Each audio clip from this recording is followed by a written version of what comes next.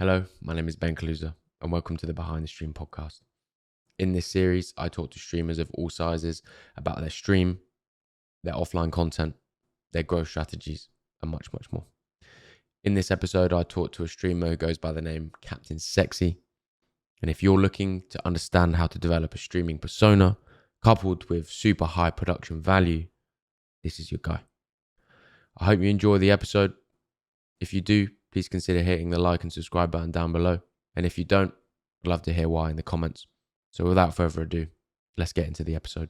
Hey everyone, welcome to my first episode of my new streaming podcast series, which I am calling Behind the Stream. I am greatly honored to welcome my first guest, who goes by the name Capatain Sexsea. How are you doing today, sir? I'm very good, thank you. Thank you very much for having me on the very first episode of your podcast. And by the way, I love the name behind the stream. Behind the stream. Very nice, very nice. Just for everyone watching, we have just filmed for half an hour, and I fucked it by not recording. So we are going for take number 2. But it's already a great start into episode number 1, isn't it? get the mistakes out of the way. It's all right. There's always tech problems, man. It's not a tech problem. It's just not just. We're gonna try recreate the first 30 minutes. Yeah, we're gonna recreate the magic. We'll make it better. It's going to be better.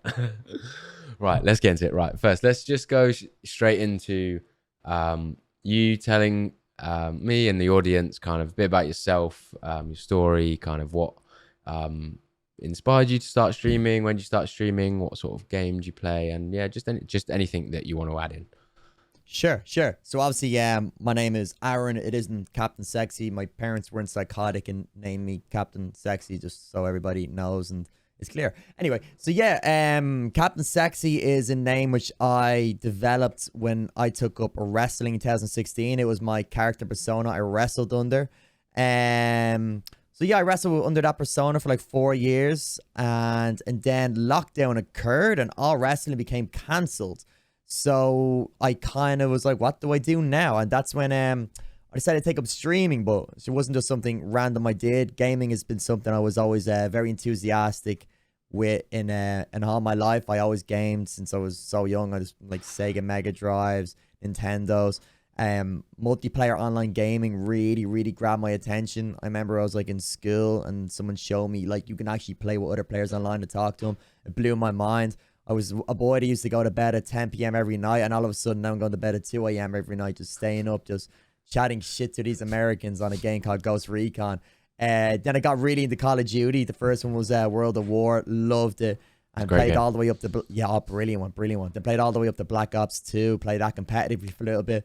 Then took a hiatus from gaming. Just was more concerned with women and drinking and living the 20s lifestyle as fulfilled as I could. And then...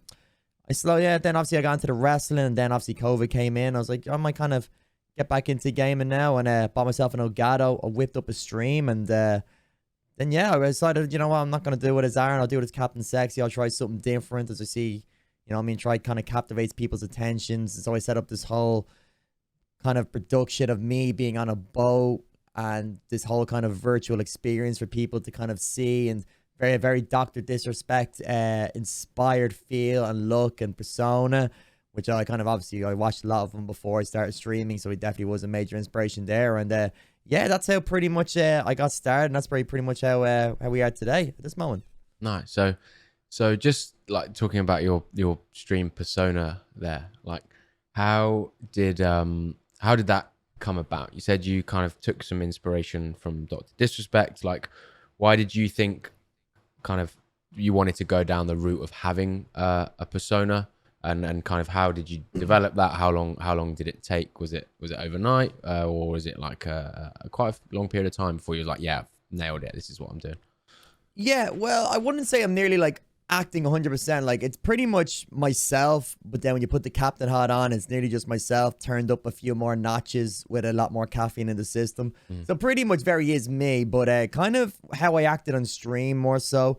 There was a lot of inspiration from Dr. Disrespect at the start, kind of look-wise. Like, I did have like the sunglasses on, did have like the jackets on, but then kind of gradually through time, you kind of start trying to put your own spin on things and put your own personality in more so, because it's obviously easier to be yourself than to act kind of completely something else you're not. And so kind of slowly as I was going through it all, trial and error, you could kind of see the character evolving and evolutioning to kind of what it is now.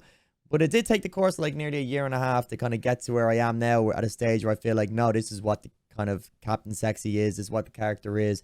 This is how we should act. This is how we should be. But as I said, it was, if you go back to kind of like near the old clips, you would see such a difference to kind of near the way I talked, the way I looked, the way I kind of handled myself to kind of where it is now. So yeah, definitely it just takes a lot of time to see, kind of get comfortable, and you kind of see what works, what doesn't work, and kind of what we're kind of, especially what's more comfortable for you, and at the same time keeping yourself unique and as energetic as possible. So no, yeah, it just take a bit of time. It took me close to a year and a half to kind of finally see, yeah, no, this is what I'll be. But it's kind of funny, like you look at old clips of Dr. Disrespect, you go back like 10 years in his YouTube channel, he is so different to what he is now as well. He was almost like putting on a super really dark character. He was very like, yeah, in the shadows, you'll see me coming out with my sniper rifle from around the corner, and boom, you're dead. See, now he is now. He's almost like him. He actually is pretty much like Guy Beam. He's not this trying to be this dark, mysterious character, but he's just like, still, he's just a very kind of less serious version. So it's a kind of, it's nearly like a natural progression. You start off as one thing, but it always kind of develops into something else, and kind of in a more comfortable and more real manner as well. So yeah, it's just one of these things you got to do until it kind of works. Nice. So let's talk a little bit about kind of the stream itself then. It's kind of a natural carry on is what before you stream, or when you think about streaming, what is it like that you're what sort of value trying to give? I think I know that you're kind of more like an entertainment streamer, but like I know you play Warzone, which is kind of perceived as a bit more of a serious game. So what's your spin on that? How do you try and kind of differentiate yourself from kind of other Warzone streamers? Yeah, so my kind of my approach to streaming has always been to put on a show. I approach it as if it's a show, and I try to keep it as entertaining as possible from start to finish, and keep kind of people's attentions and retention, and keep them in the stream for as long as possible, because I'm not a player, like as good as a player I am at Warzone, I'm not a professional. I'm not going out there in tournaments where those kids can literally just turn on their PC, they don't have to talk to chat whatsoever, and boom, people are just there to watch the gameplay. I want people to kind of be here to kind of see me, and then the gameplay is kind of nearly like a bonus kind of thing. So I kind of try to put on a show as much as possible, meaning just different scenes, different kind of ideas. So if I'm playing the game, then in between games, I'm not just sitting there in the menu kind of just waiting for the next one. I have like, I might do some sort of skit. I might kind of, just do some sort of skit. For example, like I have this like interview scene. It's like a post-match analysis kind of conference-esque football thing where there's like a load of microphones anywhere. So after a game, if I win or if it's a really bad game, I'll go there and be like, oh, yeah, no, I mean, game didn't really go the way we wanted to. You know, we went out there with a kind of a different mindset, but we somehow managed to drop no kills. And yeah, we think we could have done better. We like to think we could have done better. And it's kind of blah, blah. There's like, and I like tagged by sponsors and whatnot. It's kind of a little funny kind of piss-takey thing. Then you have different yokes. I do karaoke in between scenes. So it's kind of keeping people's intentions, and we're not doing the same thing. So people after a game, they're not going to like, oh, go see who else is streaming. They're kind of like, oh, what's he going to do next? He might do something funny here. So let me hang around and see what he does. And so that's kind of what I do to kind of, that's my kind of streaming kind of approach anyway, to kind of keep people's attention and draw them to the stream, is just pretty much keep it entertaining as possible and look at it as a show. Because as yourself, you know, we're at the most difficult era of streaming, where people's attention spans are just getting less and less, thanks to the likes of TikTok, YouTube Shorts, and all these like really like just quick social media kind of quick content hits. And just, you know, it's a lot harder to kind of get people to sit there for 3 hours in your stream, and so you have to do a really big job now to keep them entertained. So that's definitely just the way I kind of look at things. You kind of got me nailed down to what the kind of current environment is at this moment. Nice. Yeah, so you said a bit like with the microphone, that's where there's all those microphones in the front with the graphic, isn't it? And so kind of like that idea, and I've seen you kind of doing random dancing and blowing a saxophone, and kind of in your mid game, like when you're waiting for games, I noticed that that's where you try and do these kind of little mini, I'd say, like performances for the show. Like where do you get kind of the ideas for that sort of stuff? Like, where does the inspiration come from there? It's kind of nearly, I kind of just kind of like flicking through streams or just watching a movie or just listen to a podcast. You might hear of something and it might spark an idea. Like, kind of two examples would be, one would be like do you know a streamer called BB Jess? She's like a just chatting streamer. She's got like 20 different cameras. She has a really cool professional setup. And I was wondering, I just popped into her stream and she had like this handheld microphone and she's walking around the room. She was just chatting into it. And it was like it was one of those microphones you see like people on stage, like a singer, like kind of uses. Yeah, I was like, you know, I kind of caught my eye. I was like, I've never seen anyone use one of those before, and I was like, that's kind of cool. And then I just seen that microphone. I was like, what could I do with something like that with a microphone? I go, you know, it'd be really cool if I bought like some sort of microphone and I bought like a mic stand, and then I could create like this nearly like rock stage backdrop, and I can nearly put like on a concert. I could stand up there. I could be like do like a mad like rock and roll karaoke song. I could do like air guitar at the mic stand. So like her idea of using a microphone kind of gave me the idea of, yeah, I could really kind of nearly do this actual standing up kind of karaoke version thing. So like just kind of little stuff like that where you can just kind of generate ideas from seeing. You're not really copying someone. You're just seeing someone use something, a particular object. You're like, how could I use that object to make my stream better?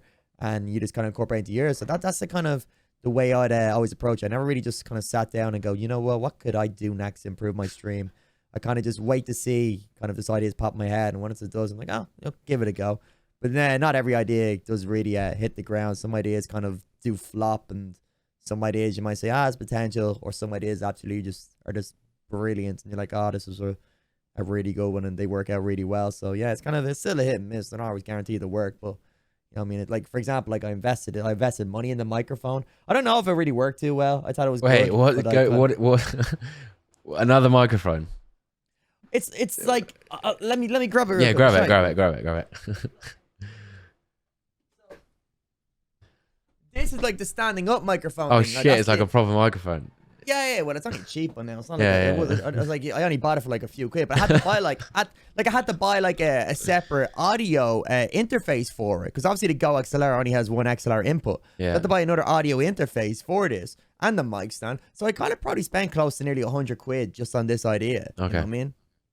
And Worth it? Was it worth it? It was okay. I think I just need it was good. I kind of probably need to develop it out a little bit better. I think it's got potential, but I don't know. And it's like, you got to work have to work on the sound quality. So like I have to do it, then I have to like watch back the stream and see, how does that sound with everything, and then I'll have to like adjust things. So it's a lot of trial and error, but I think it is fun. I think it's got potential. You know, you got to do stuff in the right moment. If like, There's no point in like just whipping it out and like out of nowhere. You kind of got to feel the kind of energy and chat. If like chat are kind of hype, a bit of energy about it, then you kind of do it. If it's kind of like a bit more of a quiet stream, you just kind of whip it out. It doesn't kind of fit right, you know what I mean? You kind of got to see if this is kind of the right moment to do this, or is it? It's kind of, you got to feel it.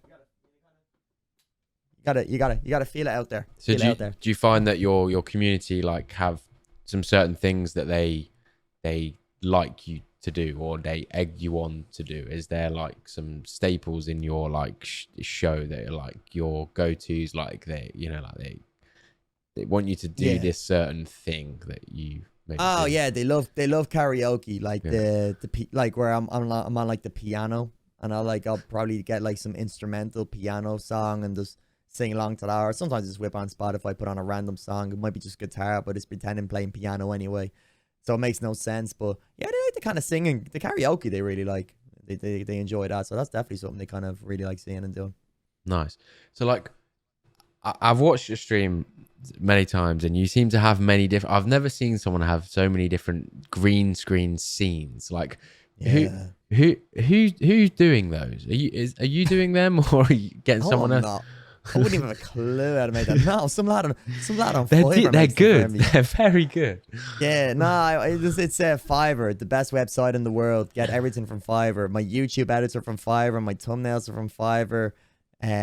Some of my overlays are from Fiverr. Then obviously all my scenes are from Fiverr. I couldn't develop that though. I found some guy who was like a 3D artist on Fiverr, and then I kind of just like flicked through some of his work. I messaged a few of them, and then I kind of got talking to one guy, and he was like, yeah, cool. I gave him I think the boat scene was the first one I ever got done. I was we worked on it yeah, we worked on it together for a couple of weeks and just kind of flashing out ideas and like, nah, let's make this a bit better and make this like this. And he was really good at it, really good. And then he made a really good scene. And then I just got back to him. And once he kind of understood the style that I kind of liked, it was easier to make the next one and the next one. So it was like once he kind of understood like kind of the foundation and style we're looking for, I could just say, oh, make me a scene from like a bar scene, and he'll know exactly the kind of style I'm looking for and things like that. So, and like the kind of the color schemes, and he was able to go make them a lot quicker. So yeah, not just Fiverr, just serious, like there's people out there probably charge like a couple of €100 to make stuff like that. Like go to Fiverr, not charging me about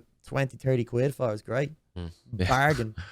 Best website I've ever found in my life. So like how often, so on your stream, like how often are you thinking to change things up? I think you alluded to before, you're kind of not just a go live streamer. I think lots of streamers are just go live streamers, and I think I get the impression that you strive not to be one of those people. And are you just going with the flow every stream, or are you planning some streams? Like how are you just going with it and just writing down your ideas and they coming, or is there a bit more structure to maybe, like, do you watch your streams back? Do you think I could change that a bit, I could do something here, I could do this better? Yeah, like starting a stream, I'll have no plans. I'll just hit the guy low go. I'll just hit that kind of go live button. And I'll just kind of feel it. I'll just feel it out. Like as I said, like I kind of know. You can kind of always tell how the chat is. If it's kind of time, maybe if the chat's kind of a bit hyper, like let's do karaoke, let's whip out a song. You kind of have to feel. I kind of just feel it out there, and I kind of say, oh, like this is kind of a good moment for this. This is a good moment for that. I always definitely watch back my streams. I think it's important to watch back and just get an idea, especially if you did something new, see if it did work. Just kind of watch back a few gameplays, see how the audio sounded, see the camera angles were, the lighting was, just little stuff like that. Just the little things that make a stream great, like audios and stuff like that, and then camera lighting, and just make sure everything's kind of aligned okay, and just, oh yeah, that was good. Could I maybe fix my camera a little bit? Could have maybe just a bit less zoom? Could have maybe have a little bit higher up? How can I make it not look like I'm looking at the ground? Because when I game, my head's a bit down like that. I'm like, just maybe I gotta put my monitor up a little bit higher to kind of force my neck to go up a bit higher. So it's just little things like that. I always look back and see what could I improve on, or is there anything that could be improved. So I think it's important. I don't think if you're not watching your streams back and trying to find areas to make improvements from, then you probably should be doing it. It's definitely important. You should be trying to find stuff to improve on, or look for stuff that could be better for sure. Because there always is room for improvement. Oh, sure. So leading on to that, like I'm just gonna go back to kind of you highlighted lots of kind of little improvements there, but is there anything that is your focus for your stream? Is there anything that you know that you're not quite good at, or you're like, this is a real area that I want to improve? I don't know whether like there's something that you have more of a long-term vision for your stream or not.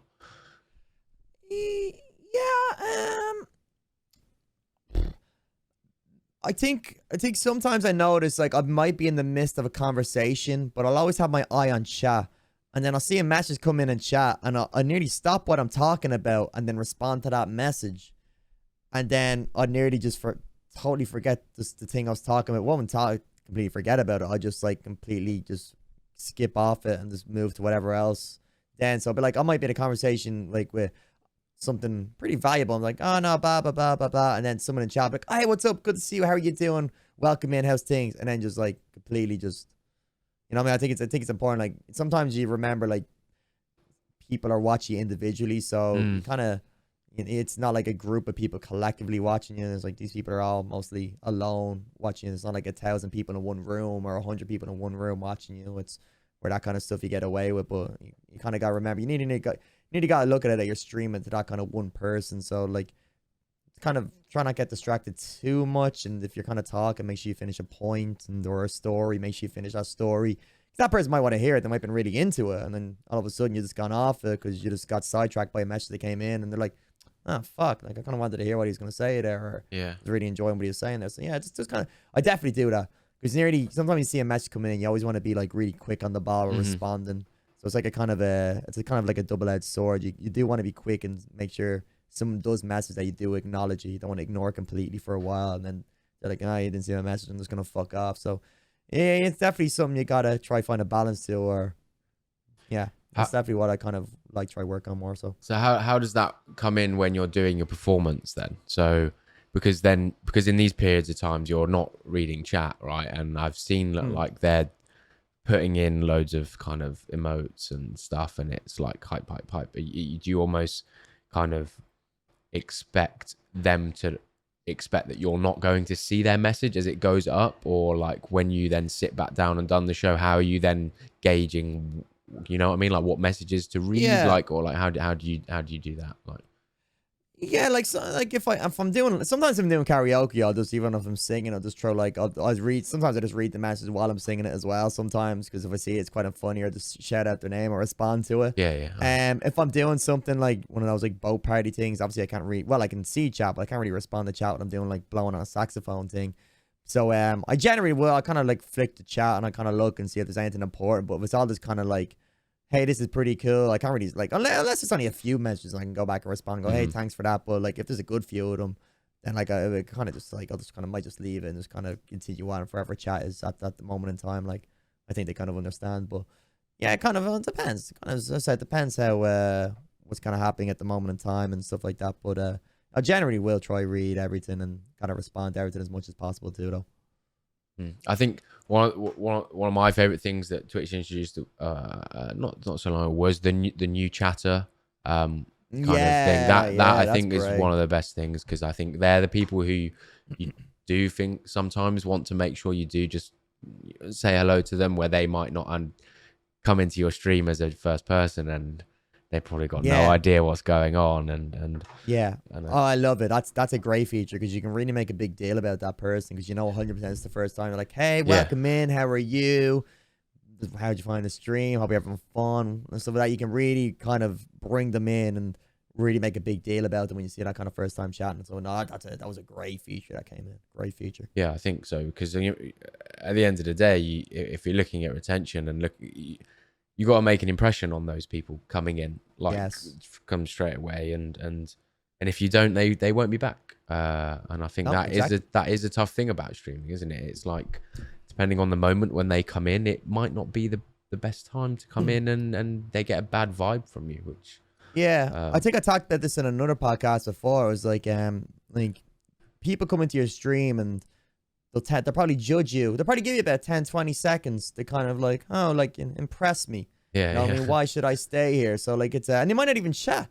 You know what I mean? They might not even be chatting. They might just like pop into your stream to see what's kind of going on here. So it's kind of important that you're kind of trying to be on the ball, and nearly like it's, unless, as I said before, unless you're a player that's out there and you're a professional at this game, and these people are popping in just to see you play this game because you're that elite at it, you're at the 0.01%, then you get away with it. But if you're just like one of the other like 99.9% of these streamers on the platform, like, you know, like even if you're still good at the game, you still got to try bring some sort of level of entertainment to the stream if you want to stand out, and kind of get these people to kind of go, you know, he's kind of a bit funny, or that's kind of a bit different, it's entertaining, let me see what let me see this guy's offer. Like, especially with the captain thing, like you see a guy in a captain's hat or on a boat or in a green screen, even if I'm in a game, you see a guy in a captain's hat, you're like, oh, what the fuck is this? Like, this kind of is a bit different. I mean, just see what this guy's doing and see what he's about. You know what I mean? They'll kind of tend to kind of stick around a bit longer. Like, oh, let me see that.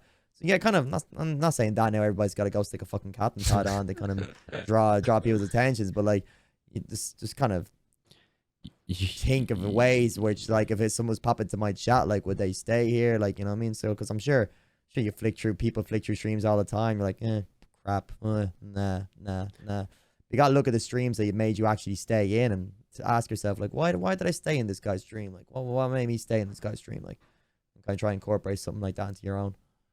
Well, you've got to stand out somehow. And I mean, depending on what game category you're in, I think within Warzone, like, I think there aren't many people I think that do you do on your stream in terms of entertainment with Warzone. I think a lot of people, what you do are just chatting. Yeah. But yours is a bit of a combination of both. I think. Just going back to what you said, I think it's like when you do that entertainment, like in the middle of the games, I think that it's almost like it's increasing the time that you are doing a real show.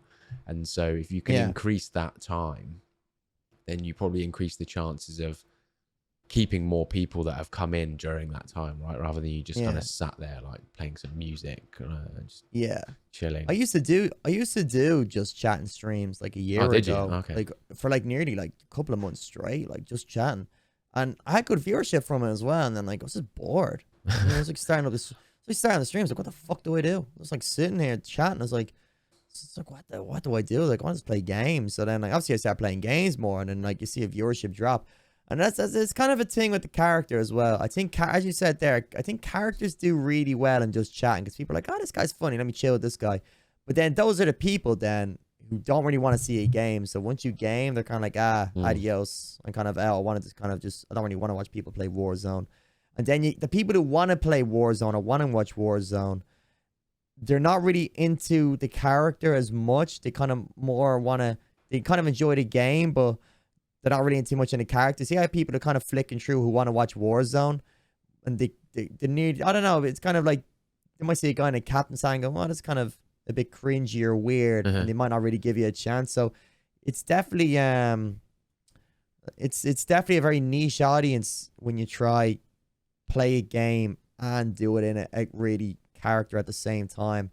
I think there's only a kind of like, for example, I don't think like people under the age of like 18, those kind of kids memes, I don't think they'd kind of be looking at that going, oh my god, this is so cool. You're looking at that kind of going like, it's kind of fucking weird, you know what I mean? So you're definitely kind of nearly alienating yourself a little bit from certain age genres and stuff like that. Like I nearly see that majority of my chat would definitely be in high 20s, early 30s plus majority. I highly doubt there's many people. I say a very small percentage of people in my chat will be under the age of like 21 or even 25. I say the majority of people are just like there's like adults 28 plus. Kids, do you think things like that? So do you think that's because, like you just said, younger kids might look at your persona and think it's cringe, whereas adults, I think, get that it's a joke and that it's like it's more adult humor and sarcasm rather than like you actually trying to be like a captain of a boat, right? Yeah, that's 100% it. But I think it really kind of nearly sets a glass ceiling on myself, because I think, what age is the majority of people on Twitch? Probably under 25. Yeah. You know what I mean? What percentage of people are over 28? Very low percentage. And then you're fishing in a very small pond when you're this kind of persona, I think, and stuff. I think now, obviously, I asked myself the question, like, why is there why is there nobody else who streams as a character successful? There's only one, Dr. Disrespect. There hasn't been one other person who streamed in character who's been successful. No one. Like, there's no one. And Dr. Disrespect came he did it for 10 years, so he kind of like, the audience with him has grown up, but his audience would be majority all adults and stuff like that as well. Like, so, but he's like, you know what I mean, he got that exposure. His character is very kind of cool, you know what I mean? You can't look at him and go like, this is kind of like, this is kind of a cool guy, where mine's a bit more kind of, it's a bit more flamboyanty, a bit more kind of, maybe like too much over the top. It's a lot more different to his. So I think he was obviously, as you said, he came around like a lot earlier stage, where I think characters like that were seen pretty cool. But just thinking this kind of age where we're at, and especially with social media and stuff like that, I think characters are nearly seen more as cringy. And I think that's why you don't see anybody as successful. Because as I said, characters help you stand out. But if it was that easy to pull off, why is there no one else successful? You know, very true. Well, there'd be more people doing it, wouldn't there? There would be more people doing it. I mean, it requires a lot more effort. Oh, 1,000%. Like, yeah, 1,000%. How do you maintain the energy? All right, let's go through. What don't you like about streaming? Like, is there times where, because your streams require a lot of energy from yourself, are there times where you just think, I can't be fucked? Like, no. Never. No, Never. never. No, never. I love doing it. I love No. I love doing it. I really enjoy it. I really enjoy it. I'm never like, I never come to a stream going, oh fuck, I can't be arsed with this there. I'm never halfway Yeah, through yeah. going, this is shy. Like sometimes I pop into people's streams and they're really some people get like really upset. Some people like, you see people and they're really showing their mood and they're like really sad on stream. They're like, oh, I just don't know what's happening to me. I'm just, guys, just really sad. You and can't just, do like, that. playing. You just No, not people. And like, I'm never like, I enjoy doing it. Look, if people, they lose a game as well. And they're like, this game, they're like, you see, they get really visually upset about losing a fucking game. I'm like, if I lose a game, I make a fucking joke about it. You know what I mean? Boom, I go to the next one. Like, you make a joke about it. You can make content from it. It's like, I lost this game. I'm gonna make this funny somehow. I put the black and white scene. I changed my camera to black and white. I put the Titanic music on. I pretend to cry. And that's what I usually do. So I make a funny out of it. But and one of my things as well. People are coming into your stream. They want to enjoy themselves. They probably have worries. They probably have shit going on at home. They want to come in, just forget about it. They just want to come chill, relax with a few friends they met on stream. If you're going in there and you're like acting all sad and depressed yourself, you know what I mean? That's not what they want to see. I understand probably, like, obviously things can affect people. I don't think you can kind of be bringing on a kind of sad environment on the stream. I think you gotta, like, I know, it's not like I ever want. It's never. I'm like, I'm really sad, but I gotta keep the energy up. I'm just never like that. I just enjoy doing it. I really just enjoy doing it. I never streamed. I never had a stream in my 2 years where I'm like, in mid-stream going, I'm fucking really sad right now, but you know what I mean? Like, but I'm just gonna stay happy. I've never had that. Just always have so much fun doing it. You're playing fucking games, you know what I mean? You're playing like, if I love gaming, you're playing games, and people are watching you play this game, and some people are giving you fucking money for doing it. You know what I mean? What excuse in the world do I have to be fucking sad playing a game? You know, for some time, it's not like if you get a text and your fucking nanny dies or something, you know what I mean? Then you might have a chance to be kind of, that's a valid excuse to cry. But if you're getting upset because, oh, my viewership is low, or, X, Y, and Z have more subs than me. Why have they got more subs than me? I've got no subs. If you're getting upset because of those reasons, they're putting you down. That's affecting your attitude on streaming. And streaming is not fucking for you, my guy. You know what I mean? You know what I mean? That's not the attitude to approach. It's cool. You know what I mean? It's cool. It's like natural to be jealous over other people's success. It's just natural, you know what I mean? It's very rare. Obviously you're happy for that person, but at the same time, we're only fucking human. You see a guy sitting on 1,000 subs, you're sitting on fucking 300, and this guy was a similar level to you like a couple of months ago. Of course you can be like, oh fuck, and kind of wish that was me, you know what I mean? It's just, no, it's normal. You know what I mean? But you don't go and stream acting all sad going, oh, that was fucking me. You know, you go there, you enjoy yourself, you know what I mean? That's it. I agree.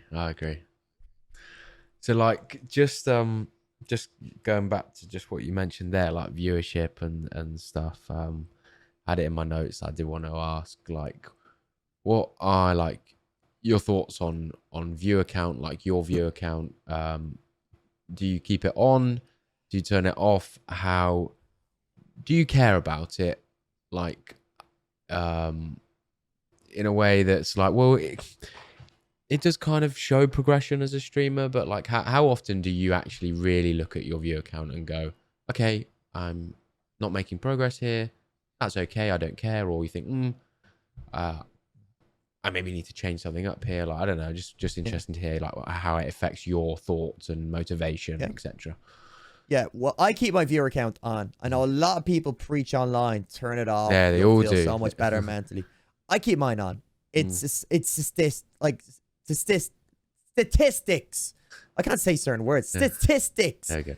It's a stat. There you go. That's an easy word to say. It's a stat. I keep it on because I'll do something. If I'm playing something, I'm doing something, and I see the view. If I see something like, for example, we're kind of going back to a point made. If I do a new skit or skit, and I see if I do that and see the viewership go down, I know, okay, there's maybe something up with this. Maybe it's not that good. You know what I mean? If I'm doing something, I see it go up, then I'm like, okay, this kind of got potential. It's working. It's grabbing people's attention. People are coming in. They want to see what's going on. I always keep my stream open, my viewer counts. I always check it out. You know what I mean? I think it's very important to see what's going on. And it's great as well, because if your viewership's really high and you know, okay, this is a bit higher than usual, let me really bring out the fucking bells and whistles and really show these new people what I got to really like try and captivate them. Then you know, it's like, okay, let's really turn up the dial a little bit. Not people in here. Let's really turn it up a bit more. Let's really kind of whip out all the tricks we got to really show off It's kind of, you know what I mean? So it's really important. If it's down low, it doesn't affect me. If it's down lower than I'm usually expected, I don't care. You know what I mean? I just get on with it. As I said, same thing. Get on with the job. Shit happens. Things, you don't know what's going on. It's a summer day.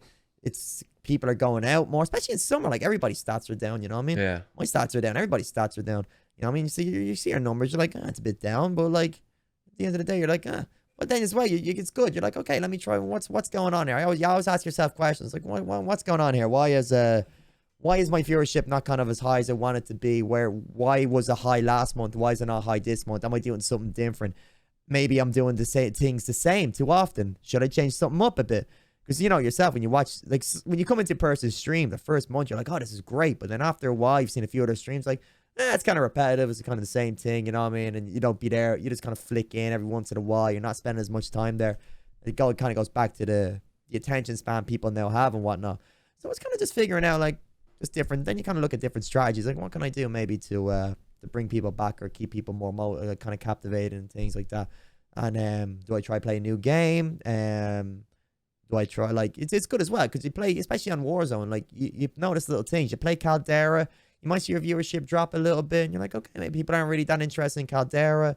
You play other maps, you're like, okay, if you want to play this map, people are kind of a bit more interested. So it's good kind of stats-wise to see in real time what kind of works and what doesn't work. And but I think if it affects it mainly, if people see their viewership drop, I'm like, oh, no, fuck. And there's like, they're like, oh, what do I do? And they get really upset. Then turn it off. But if you look at it from my point of view, you're looking at this like it's pure analytical. Then keep it on. You know what I mean? So I like that. I keep mine on all the time. Yeah, I like that. Yeah, I agree. A lot of people say turn it off, but yeah, I think that's on the basis that it's people that are getting upset that it's down. But if I guess like you're mentally not getting upset, but you're utilizing it to, I guess, sometimes turn it up, right? You can't always be 110% on stream. But if you know you've got more people watching, you're then gonna might pull something out of the locker that you've been saving, of course, like you just said. Exactly 100%. So yeah, that's definitely it. So I think I'd preach personally to turn it, keep it on, but I'd preach just don't be getting yourself upset if you're not happy with it.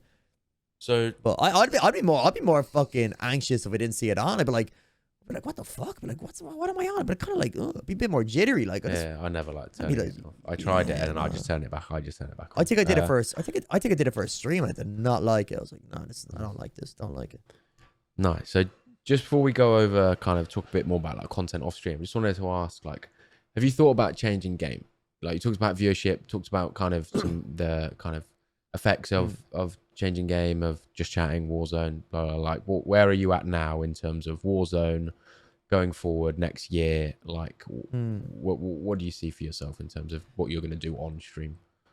Very good question, actually. Not that all your questions are very good, but I like this question in particular. I always preach I always preach play games you enjoy playing and you like playing and you're good at playing. It's very easy. I think we see, like, for example, we're seeing a big trend at the moment. Warzone's in a very bad state. Yeah. It's not the game itself. I like the game. I think the game's great. I think the game plays very well. I enjoy playing it. It's in a state of it's overkill. That cow has been milked, and that cow is near dehydrated in a field with its like bones sticking out the side of it. It's like the game's been out 2 or 3 years, 3 years now, and like everybody's seen everything. There's nothing new on that game which viewers can see. And I think as well, I think the big thing was that obviously Verdansk got taken out, and I think a lot of people have personal relationships with Verdansk. Oh, yeah. Caldera really killed that kind of bond with the game and stuff like that. Like, I was only saying this on chat the other day. Like, if you show me like 10 POIs on Verdansk, you go name that instantly. You go boom, that's airport. Boom, that's fucking what? No, that's boom, boom, boom. You show me 10. You show me three POIs on Caldera, wouldn't be able to name them. And I think that'll be the vast majority of people. And that just shows the kind of difference relationship between people one map on the other. So that kind of did kill the game a little bit. But that's also, it's a summer season. You know what I mean? Warzone tends to always dip around the summer because a lot of people try to start messing around with other games. Yeah. But would I change another game for viewership? If I found a game I liked and really enjoyed playing, then yes, I would. I would have no problem with it. I think there's a trend, though, going on at the moment. I think a lot of people are seeing Warzone as a bit of a sinking ship at this moment in time. It will rejuvenate when Warzone 2 comes out. Yeah. But, of course, everyone's like, oh, Warzone's a bit of a sinking ship. My viewership's going down. What do I do? they see Tarkov. Tarkov at the moment. I was about to Tarkov, say Tarkov. Yeah. yeah, Tarkov's in a big massive boom. So what are they all It doing? is, I'm yeah. going to Tarkov because Yeah. Tarkov's blowing up everywhere. Viewership is blowing up. Yeah. TikToks are blowing up for us. It's socially it's a great game to go on. But I'm not gonna play it just because this is gonna help increase my viewership. The game is hard as fuck. You know what I mean? I don't have an interest in playing. It looks slow. It looks like a stream. You could have a stream where you have the best stream ever. It's so entertaining. Or you could have 5 streams in a row where nothing fucking happens. You know what I mean? And I don't think it really suits my personality. I'm very like fast paced, energetic, Yeah, boom, it's boom, quite boom. slow. I think It's a very slow slow-paced game, like yeah. it's a very, very slow pace. And I'm very this game wise as well. I never like those type of games. I'm very kind of like I like stuff happening. That's why I kind of love FIFA. I love like Warzone. I love those type of games where it's like it's action packed. So I wouldn't jump out. Like a lot of people are panic jumping, and a lot of people never played the game before, now going over there and like, what the fuck am I? How do I play this game? But I wouldn't personally do that. You know what I mean? I still play Warzone, even though my viewership's down. I kind of understand now. It's a bit down. I started playing a bit of DayZ, which kind of is a little bit kind of like Tarkov. It's like a very easier version of Tarkov, but more playing it for the proximity chat. And I kind of just enjoy. I'm kind of like just enjoying just talking with others on the game because it makes really good content. I'm not playing the game to actually play the game. I'm playing the game for the content and the comedy interactions with other people, which it is great. Now it is another game. You could be running around for an hour. You won't find anyone, or you could find like 10 people in 10 minutes. So it's very hit and miss. So I usually kind of just like whip out maybe the last hour on stream. I'll just look, we'll whip on a bit of DayZ. We'll see what can happen. Have a bit of fun with that. And so I kind of do that. But like, as I said, like if there was I think as well, I mentioned this in the podcast too, especially if you're starting off streaming or if you're streaming, I think you should always kind of primarily stick to one game 90% of the time. I think if you're going, Monday I'll play this game, Tuesday I'll play this game, Friday I'll play this game, it's bad because like you grow, audience grows around you playing a particular game. You know what I mean? You might get Billy that comes in your stream on Monday. Billy's here. He likes Warzone. He's coming and watching. He's like, I like this guy and I like Warzone. Billy's watching you play Warzone. Billy sees, you're streaming again Wednesday. Comes in, sees you playing fucking Mario Kart. He's like, I don't like Mario Kart. I don't want to watch Mario Kart. Doesn't come back again. You know what I mean? And then he may not even come back Monday when you're playing Warzone. He might have forgotten about you. Might find another geezer he likes. So it's kind of important as well when you start streaming or when you are streaming, you do stick to one game and you really buckle down. But make sure as well, it is important that you do enjoy that game. Do not tie yourself in a game you fucking hate and then gauge an audience or grow an audience around that game. Because second, then you're like, because like a lot of people do that. They're like, easy viewerships, I'll get my partnership. And second, I have a partnership, I'll go play a game I like. And then boom, you're on like 10 viewers for like a fucking year because none of them want to watch you play that game. So it's important that you do stick to a particular game. So Warzone, I'll take it here. I'll mess around. I'll dabble my feet in other games anyway. I kind of like the look of. But as I said, Warzone 2, hoping kind of Christmas time it comes out. I don't know if it will. I think it's a rumor to be. But that's the kind of my feeling kind of the situation anyway. Yeah. Well, Warzone 2 is not too far away. So good opportunity there to create new content. And like you said, people might then come jump back ship when the new game. They will, but out. they will 100%. And everybody, all Tarkov, a lot of people in Tarkov are all Warzone people, and they will jump back for Warzone too, and they'll take a hit because they built an audience around Tarkov. And when they come to Warzone, they'll take a hit, and then you're gonna have everybody streaming Warzone again. And you know what I mean? And the people are gonna game us from that are people who play that game consistently and have grown an audience around Warzone. So it's you know what I mean? It's a short term hit for a long term gain to kind of stick with the game now more so. Which is well, if you have to be enjoying it. If you're out there playing Warzone and you're just pulling your hair out, not enjoying it, then I'll by all means go play a different game. But if you're enjoying it, but it's like your viewership's a bit down, don't worry too much. It'll come back.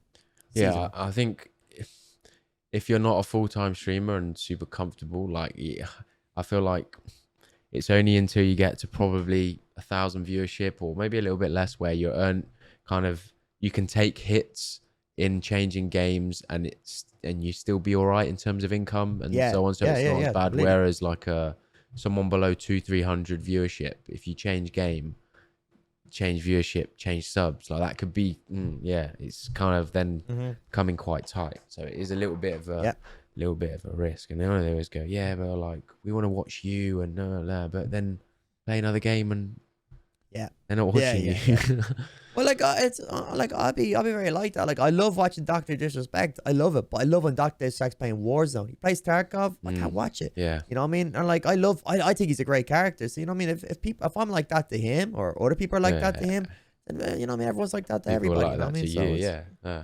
yeah. So it's 100% the way. Sure. Okay. Cool. Nice. Well, let's move on then. Let's move on to content. Let's move on to looking at acquisition, looking at kind of how what you're doing off stream to bring people to your stream, because we've talked about kind of the stream persona, entertainment, the show, and just wanted to like kind of get your thoughts on your offline content. Let's talk like TikTok, YouTube, shorts, long form.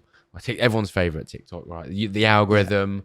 Let's go into that. Like, what is kind of your focus at the moment off stream, like in terms of content?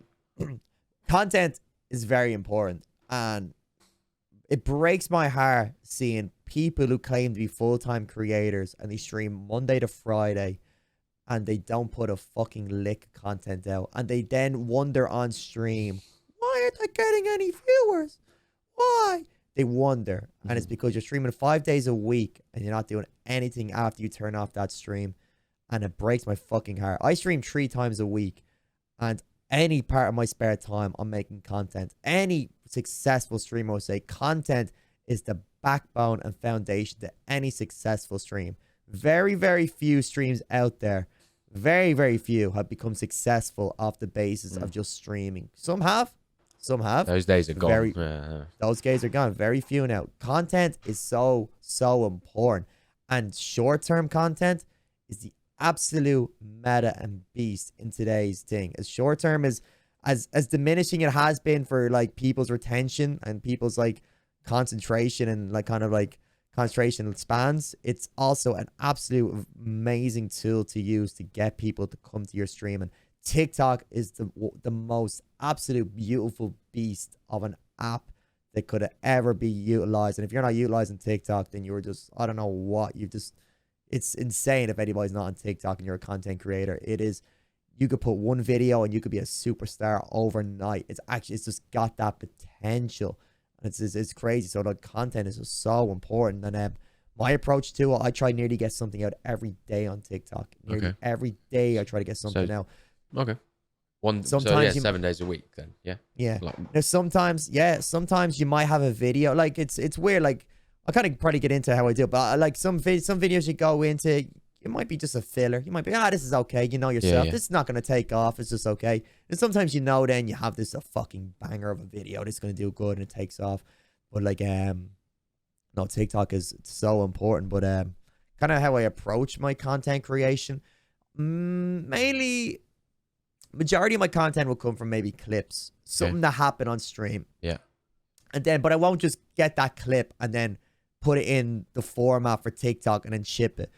If something like I try to put a spin on it, I'll put like maybe an intro on it. If it's something funny, I might try like mingle a story out of it. If I see this potential, like for example, I was playing Caldera and I ran into a person. He was just hiding in a bush, and I ran behind him and I was just chilling behind this guy, and an airstrike came down and the bot started running, and I started running behind the bot. And then there was a guy shooting at us from either side, and I'm just running behind the bot, and then I shot the guy to the right, and then I look and I see that the bot is dead because he got shot to the guy to the left, and I killed the guy to the left. So that's just like, that would have been a really funny clip on its own. I was like, this clip's got potential. So what I did was I made this whole thing of me being like I was like coming across a bot, and he was looking at his heartbeat sensor, and I was like, I made this whole thing, and he was looking at a picture of his family. This guy's like lost in the war zone. I said like, I made it my job to extradite this guy out of Warzone, and I called it AKA Saving Private Timmy. And I go, an airstrike came on, and so I got a clip, I just voiced over a clip then of just me screaming, run, Timmy, run! To make it look like it happened in the game. So Timmy's running, and I'm running behind him. But then the voiceover was like, run, Timmy, run, we gotta go! To make it look like I'm trying to save him, and he's listening. And then, obviously, then I'm like, Timmy, be careful to your right, boom, boom, boom. And then I have like the narrative clip going, and then I look to my left and I zoom in on Timmy's body and I see Timmy has been shot. And then I'm like, and then I instantly seek revenge and I kill the guy to the left. And I go, even though Timmy's dead, I made him a promise that I would get home. I would get out of Caldera alive, and I would like blah blah something to his family. And then the next clip is me getting shot and dead. But that's just like kind of just an example of how I took like one clip. I saw it had potential and I made it into like a story to make it like a million times better. So that's kind of like how I'd approach content, like in a way. Like if I see something, I'm like, there's potential to make this. There's like, this is a good clip, but there's potential to make this into a story and make it better. And I'd kind of look at it and then I kind of sit down and like, how can I make this better? And I'll have the idea. And then once I can have the idea, I'll write the script, and then based off the script, I'll like put the clips in the relevant areas and stuff like that. But so that's how to kind of approach content. Or otherwise, if it's just like a clip, maybe hit a nasty shot or maybe something funny happened, I'll just throw it in anyway just to get a filler, because some content's better than no content. Some people kind of preach at the start, like, only post videos that you know are a banger, which is okay to do, but it puts you under a lot of pressure, you know what I mean? I think just getting content out there, the more content you have, more of a chance people have to see it, you know what I mean? It's actually, you know, your man, I guarantee you probably see it, you know, Andrew Tate on TikTok? Yeah. He's the king of TikTok. I guarantee every third thing you scroll through is an Andrew Tate video. And you know why? It's because his Hustler University video, one of the things when you sign up is that you have to create a TikTok account. And on the TikTok account, you gotta post Andrew Tate video clips. So there's like 1,000 accounts. There is. It's true. Way. That's why these Andrew Tate accounts are never on the same account. They're always these random accounts. Yeah, they are. So They're not probably, like, I noticed that. So there's like 1,000 accounts posting Andrew Tate videos, maybe 2 or 3 videos a day. And he's just absolutely flooded TikTok. He's just flooded TikTok with videos of himself. Because there's probably 100 Andrew Tate videos going out a day. And you know what I mean? So he's just, you know who he is just because of that. So like, definitely post more. Don't worry about if it's shit or if it's not going to blow up. You know what I mean? It's not going to fuck up your algorithm chances. You could have one shit video, the next video posts a banger and it gets a million views. It doesn't mess up your algorithm. As far as I know, it doesn't anyway. Correct me if I'm wrong. But so yeah, definitely just post more, but try be innovative with it as much as possible. Even if it's just a small clip, try, what can I do to jazz it up a little bit? But definitely just, because don't just put cookie cutter stuff out there. Just a clip, I hit 3 snipes, boom, boom, boom. Because everybody's seen that now. You might have got away with that Warzone first came out. You gotta look at things now. How can I really stand outside the box? So really, really try jazz it up a little bit. And try make it original somewhat.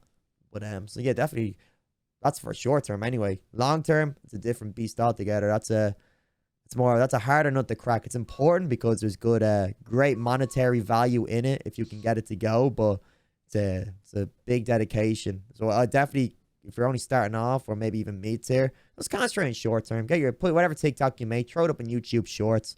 But if you find it now you're happy, you kind of get your momentum going and you kind of nail down your content game for TikTok, then go to long form. Don't try to do both at the same time because, well, not unless until you kind of master one and then start going to the other. Don't try learn both at the same time because you'll just pull your hair out and you just make shit videos everywhere. Just concentrate on TikTok and concentrate on shorts and it'll really, really help grow your stream. Really, really help. Nice. So for your like your stream and your short form stuff, I kind of want to go into like, you saying that most of your content or shorts are based off reactive in the moment. This could be a clip, and how much kind of do you do any planning of clips, or do you think I'm going to, because I've seen the way you stream, I'm going to play the game in this style or do this sort of thing because I think a clip will probably come out. Like, I don't know where you're like, you know, like Timothy Buchanan's driving around in a car. He knows he's going to get clips of that. Like, you know, like, do you think like that, or are you like just kind of in the game and you've kind of developed a habit of going, oh, actually, yeah, that could be a clip? Like a mix of both. You know when something happens in a game, you're like, that's got potential. I'll see what I can make out of that. Then there's times you're like, if I run around with 2 claymores and my friend runs around with 2 claymores and we both have panda fausts, and we both say, let's put 4 claymores by a door and hold the door with 2 panda fausts and just wait here. That's kind of pre-planned because, you know, if this works, this will be an awesome clip. So you will kind of do like meme stuff like that. Yeah, I've seen your meme kind of stuff to try get but those kind of meme stuffs as well, where you don't see my face cam, they're all off camera clips I got. So like kind of when I was doing that, I'd kind of have an idea what I want, and I kind of go into games purposely. I'd solely thinking I need to try find some clips, so I'll purposely go in there with like rocket launchers and claymores and whatnot, trying to get funny clips. Now, what do I know exactly what I'm gonna do? Not really. I kind of have set the foundation running with the loadout I'm doing, or I kind of might have a rough idea of something I would like to try get, and I'll keep trying and trying until I get it. But I kind of, if I'm kind of recording off stream and going for those type of videos, I'm purposely there to try get clips. So I'm like not just going out there trying to get kills. I'm out there trying to get funny moments and clips like that. So yeah, it's a mix of both. In terms of like, let's talk about like successes on a list. In terms of, I want to talk a bit about it from like two angles, like views on TikTok, and then also like conversion. Like, I think for a while on your TikTok, your views weren't doing that well, were they? When you first, I think you're on like 1,000, 2,000 views. Because I remember I was watching your TikToks and I was like, this is a good TikTok. I really liked them, but you wasn't kind of getting on the algorithm. Was there what changed? Did anything change, or in terms of your content, or one day the algorithm just decided that they're gonna give you more views? Like, I don't know. Like, just talk to me about that. Yeah. I remember talking to Ryan Stoker about this, and I was like, I remember talking to him going, my TikTok's dead. I was like, I'm posting stuff and nothing's happening. I was stale, just 1,000, 2,000 views, nothing happening. And then I think I made one of those off-stream meme videos. I made one of me, like, I'll down players, and then I'll put like a claymore each side of him. So when he's reviving and he tried to run away, he would just blow up instantly. So I got those clips, and then I did like voiceovers on them. I'll do like the voiceover of that guy down, like, what are you doing to me, kind of thing. Like, nearly like a South Park kind of recreation. I'll do like my own voiceover, and I'll do like the character down voiceover. And I made one of them, and it really blew up, really did well. I was like, oh fuck, I'll do that again. I made a couple of them, and they really took off. I think that really pushed me in the algorithm a little bit. And I kind of went through, I was only posting them videos, but they're kind of hard to do. Like, you could be there for hours recording and nothing happening. And it was like, no, they were doing well, and that was doing good and stuff like that. But then I kind of got back into the swing of like, I'll kind of post just more kind of clips that happen on stream, just the kind of easy stuff. Because I as I said, it's kind of, I wanted to get fillers out there. I didn't want to just put out kind of like, because if you get yourself in the mindset, I got to put great content out every time, you just stress yourself out. Just to stress yourself out so much. So, but I kind of got back in the mindset a little bit. So I'm like, no, I'll just post kind of clips. So it kind of happens now. It's kind of hard to find time to dedicate to kind of trying to go record content. Especially now I'm kind of trying to focus a bit more on long-term as well. So if we do have spare time, kind of based around trying to record long-term content off stream and stuff like that rather than short-term. Unless I record something off stream and it's really funny, then I can put it in short-term.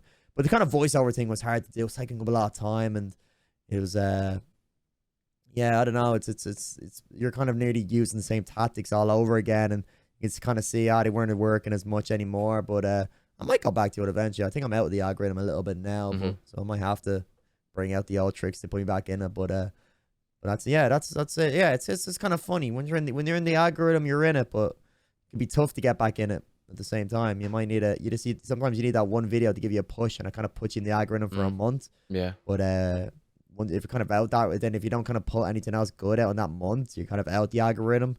You're kind of in like TikTok purgatory, I've noticed. So you kind of need to then put out a banger video to kind of get back into it, and then your content, you can kind of put out like the mediocre content. It'll do really well views, but yeah, it's a funny one, TikTok.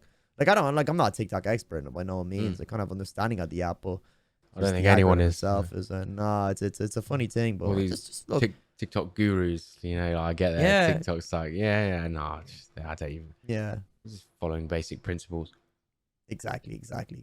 Have you had any like obvious success on pulling people over to your stream? I can probably give you one example because I know it works for everyone. That like when I get a new follower, I get this because everyone's works like maybe talk about that, and if you found you've noticed any others that have like, because it's quite obvious sometimes when they're all just coming in like. 100%. Because that's the goal, isn't it? Really, that's the goal, is to get people over. So if you can find the 100%. It's a cheap. I'm not proud of myself for using it. I'm not proud of you either. No, it's definitely a cheap. It's definitely a cheap tactic. I'm never afraid to admit that. Wrong with that. It's a cheap tactic, but it does work for Yeah, it some does reason. work. It's like it's like dangling a bait on a rod and the fish are just snapping at it. Now, the idea of it is you get a lot of follows off it, but that's not really it. What you're looking for, you just want people to come into your stream and you want to say, oh, this kind of that. So it's a good, you get a really good conversion rate for sure. But I don't think it works really long term. I never really noticed the long term benefit from it, to be honest with you. And I have tried it. I haven't seen a long term benefit from anyone else using it. So you get a nice little, you might get 1 or 2 streams where you get good numbers, but you don't get a long term hit from it more so. I more posted out to, I kind of posted out more so to kind of put me in the algorithm for the TikTok lives.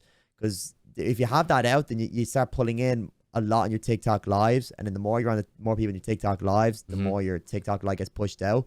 So I kind of use it more so for that basis. And then obviously then people can make their own decision if they like you or not based off your TikTok live. Yeah. Kind of things, which is a kind of a different beast on its own altogether. So yeah, I don't really do it for the followers. I try to do it to kind of boost my account and push it out. And so obviously my other content gets pushed out and all like that. So it has a bit of a domino effect. It's definitely, it's as I said, it's not something I like using, but it works on pushing your shit out.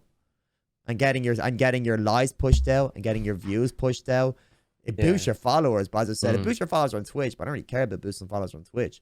It gets people over there, so it's a naughty tactic, but it fucking works. Like I haven't seen a tactic work as good as that yet. Like so, if there was something less guilty free, then I'd be happy to use it. But I think there is. Yeah. How do you bring something up there? When you stream on TikTok live on as well as Twitter, how do you manage both chats? Like, because it's fucking difficult. Oh, I don't. Like, you don't exactly. But do you feel like I always felt like not giving TikTok chat the full attention as the Twitch chat does. You are potentially missing people out or people that follow you. You know, people might get that impression. Oh, he's ignoring me. You know, like, like I always felt a little bit like conscious of like, like, am I pissing people off and they're thinking that I'm being rude? Am I missing an opportunity here to get more people over because I'm not able? But it's just really difficult, isn't it? It's too difficult to do two things at once. What I used to do was anyway, I wouldn't have been able to, even if people are chatting, I wouldn't be able to see it because I don't know, like some of my TikTok lives were usually just like my phone dangling off the roof. Okay. It was I didn't have a stream key. I don't have a stream key. So my TikTok live was just literally my phone like in a high enough angle and I was just kind of beaming on my setup and stuff like that.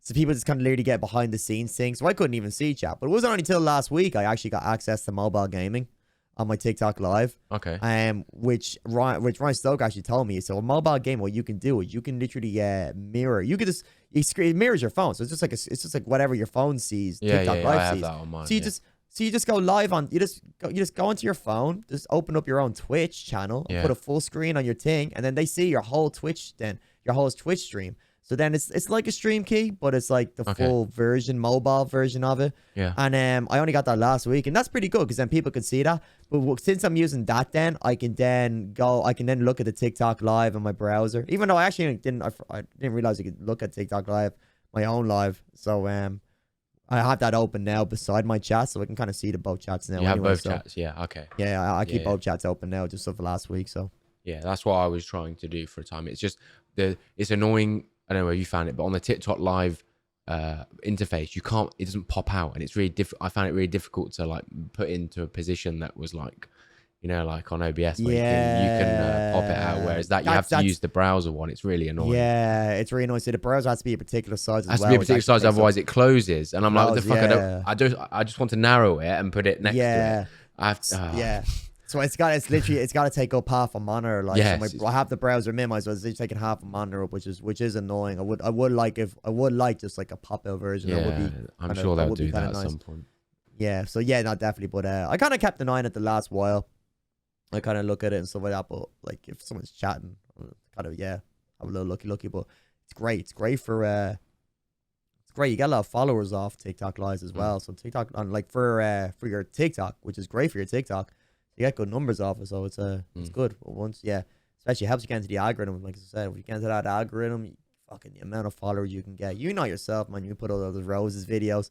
You've seen it. You've been in that algorithm a couple of times. You see the effect it has on the account. Like so, it's TikTok. If you can, as I said, getting this, if your account's not getting many views, don't get yourself down. I was getting no views for months, nothing, and then all of a sudden it just boom, just takes one video Yeah, and it's off weird. you go. You're off to the races. You know what I mean? You never know Yeah. what video it's gonna be. So if you're ever down, just think it just could be the next video. You know what I'm saying? So Yeah. don't get the hardest. I put out videos sometimes like this is a million view video right here. Shit gets like 4,000 fucking views.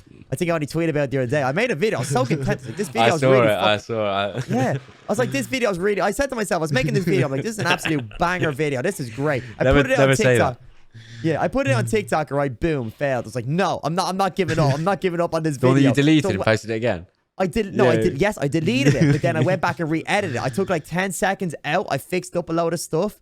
I re-edited it a lot. Just made it a lot more snappier. Fixed it up. Posted it out. Going boom. This is it. Just the fucking exact same views. So I'm like, sometimes you think I have a banger, but sometimes your videos are shit. So you know what I mean. Don't get this hard.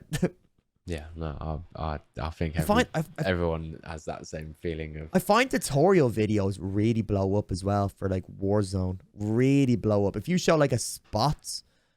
It Jump really spot. blow like you show like a jump spot or like I did a video there recently that no one ever did before. I know for a fact no one did because I've never seen it. It was like where you can parachute from Yeah, like using, I know. you know that one. Yeah. It's like you take the deployable the deployable zip line from one place and there's like you can perfectly navigate your way all the way across Rebirth Island on it and then perfectly land yourself in another one that brings you somewhere else. I was like, I posted a video of that like and that got like 500,000 views. Yeah. You know what I mean? Why do you think that? Why do you think that was? Because it shares. I noticed algorithm, the TikTok, the more shares you get, the more it gets. Yeah. And that's a video where people would share. Like you share that to your mate. Oh, look, do you ever see this spot? Let's go try it. Yeah. See, that's a good thing to kind of look at when you're making videos. Like, if you saw this video, would you send that to your WhatsApp group and all like that? Going, hey, look at this. This is kind of funny because they're the videos that do best. So, you know what I mean? I know when I'm making videos. I know some videos when I make them, I'm like, this is just a filler. I go, this is not going to make it in anyone's WhatsApp group. But sometimes you make a video and go like, that's why tutorials make great. Because you just put them in your little WhatsApp friends, your little Warzone friends group. You're like, oh, lads, look at this spot. We should have to try this. Or look, lads, didn't know about this. We should try this and blah, blah. So they do really well. And that's the things you got to look at when you're kind of making content. So yeah, if you have a little cheeky tutorial or something sneaky like that, they're nearly guaranteed bangers for sure. But then do those videos convert to Twitch though? Like, do you? That's a good question. It's a good question. It's a good question. I don't know. I think it's nearly. I don't know. I think if they maybe seen you live when they were watching it, if they seen your TikTok. That's why I think going TikTok live is very important. Then they might kind of dabber in and see. But I think it'd be very rare. I think it is quite hard to grab people from TikTok to go to your Twitch and then watch you religiously every day. It's very hard to get a full-time viewer to kind of, it is just in general now these days. It's very hard to get a full-time viewer because it's just like they're on TikTok. They're on TikTok. Like they're there. Like if they're on, these people are on TikTok. They're there for like just quick hits, just like their short-form content. They're not there to go watch long streams. Otherwise they'd be on Twitch. But sometimes these people are on TikTok. Maybe they're already part of a community over on Twitch. And it's like very hard to convert someone from one community to another. That's why raids don't really work, you know. I mean, raids are great when you get them, but like if you get a 1,000-person raid, I got like a 3,000 person raid off Symphony. It's like people get it and they're like, I'm gonna be a fucking rock star overnight. You wake up, you wake up, No one you gives a start your shit. stream. You wake up, you start the stream the next day, you got the same amount of people you had when you started the stream the day before. Raids don't work because at the end of the day, the people coming for raids are already part of community. And asking people to change community, it's like asking another person to move house or change religion. You know what I mean? It's very, very, very, very, very hard to get people to change community once they're already happy there. You know what I mean? It's a very tough job. Very tough job. So, it's a tricky job trying to convert people out from TikTok. Like, I haven't really found the answer. I think just posting good videos, just keep posting videos and you'll get people, like, once they see you're live and they'll pop over and they'll be like, hey, I like your videos. Your videos are really funny and stuff like that. So, just keep posting and then go live while you're streaming on TikTok if you can, and you know what I mean, the people will come. You know what I mean, if you build it, they will come. Yeah, I agree. I think honestly, there's just as cliche as it is. I think it's just consistency. Just consistently putting out. You don't have to be exceptional content, just good quality content. Like you have to leaps and bounds because it's just difficult to push out really exceptional content all the time. Like it's very time consuming. Like you Yeah. said, you have the filler videos and that, but sometimes the filler videos pop off. They do. Like you know, you have a filler video that pops off, and you're, what the fuck is this video? Is shit. Yeah. It took me 5 minutes to make. Uh, Mate, uh, I had a video on Shorts, and it was just me running into a house and killing someone, but going ah, and it was the most stupidest clip ever, and I got 250,000 views on shit. YouTube. Shit. 250,000. I'm like, how? Is that Like, the this is most you've literally had just on Shorts? on Shorts, 250,000. Yeah. Yeah. Shorts is like I find it very hard now. I don't know if it's just because I think that was back in the day when Shorts were quite new, so there wasn't that many circulating. Yeah, yeah. I think these days I'm finding it very hard to get over 5K on Shorts. Okay. Like I usually hit a couple of thousand. Like I'm posting consistently on there. I've been Every posting day? every day consistently now. I posted usually I have lots of videos up there, but for over the last 3 weeks I've been posting consistently every day, not missed a day. Yeah. Because I know you really got to post Shorts consistently to get the algorithm. I noticed that. Two or three a day. I try to at least definitely one if I can too. Two or three a day to really get the algorithm. And even I think one of my guys said it takes nearly 30 days of consistently posting to you really see results now. But I remember back in the day when Shorts were kind of fresh, like your videos will pop off. But now it's really hard to. They're still a great tool. Don't get me wrong. I remember posting videos and you're like, I was going up 1,000 subs a month, and then once Shorts got more popular, now it's like it's really hard. Like it's fucking really tough. Maybe 100 subs even if a month, maybe a bit more, maybe 100, but not 1,000. I'll tell you that much. I think Tough cookie. I've noticed that Shorts don't really convert well into long form views, though. I've seen it on a lot of channels that have grown massive, biggest YouTube channels through Shorts, and then I look at them and they post long form, and they do terribly. So I just like let's go on to kind of long form and tell me like what your plans are like there, like, because I think you know the importance of long form for kind of sustainability and stuff, and I'm just wondering, what is it like in the next year or couple of years you'd like to really do in that space? Yeah. So I think I kind of set goals on the start of the year. One of them was I wanted to get 100K on TikTok, which I'm kind of over now. It took me a while to get there, but I'm over there now. What are you on now? So kind of first, I'm on 240, 245. Nice. 245, so I kind of like 250. I know, nearly at the quarter. I'm hoping now. The TikTok lives go up. My TikTok lives, when you're in the algorithm on your TikTok lives, I'm going up nearly 2 or 3K a live now. Yeah, but do you find that sometimes you don't get that? Because whenever I used to stream, sometimes I would get the booming of my content, and then sometimes I'd go live and I'd have 4 viewers and none of my content would go out. Oh yeah, 1,000%. Sometimes I've noticed that I'm kind of in that algorithm now, but I know like once I get out that algorithm on the lives, it's very hard. It's like you're in it for a certain time, and then it just stops working, and I'm like, what the fuck is it like? Done nothing different. Oh yeah, I've had like sometimes it's like 2 weeks on. I've had 2 weeks where it's like 1,000 viewers per live, then you have like 2 weeks there's like nothing fucking happens, and then sometimes you just get back into it. So like, yeah, it's definitely it's not consistent for sure, but it's weird.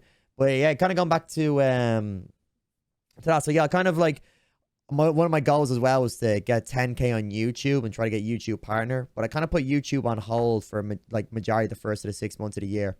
How many subs you got on YouTube? I've got 4.4K at the moment, but it's only over the last while only the last month I've really started working hard on it. It's just I was kind of happy where I was with TikTok, but it's just like with YouTube and kind of streaming, and especially I'm only doing this part-time, it's very hard to kind of sit there and make a YouTube video. Like a lot of the Warzone streamers will usually just take a game they had good and they'll just like pretty much just like clip maybe a couple of seconds out of it and send it up, and that's what they kind of do. But I kind of want to make myself kind of interesting. I want to make it entertaining, so I like a bit more effort behind it. So I kind of try to make it a bit more comedic and stuff like that. So I kind of want my YouTubes to be nice. So I kind of started working on them a bit more. I kind of set myself a target over the last month to get 2 out a week.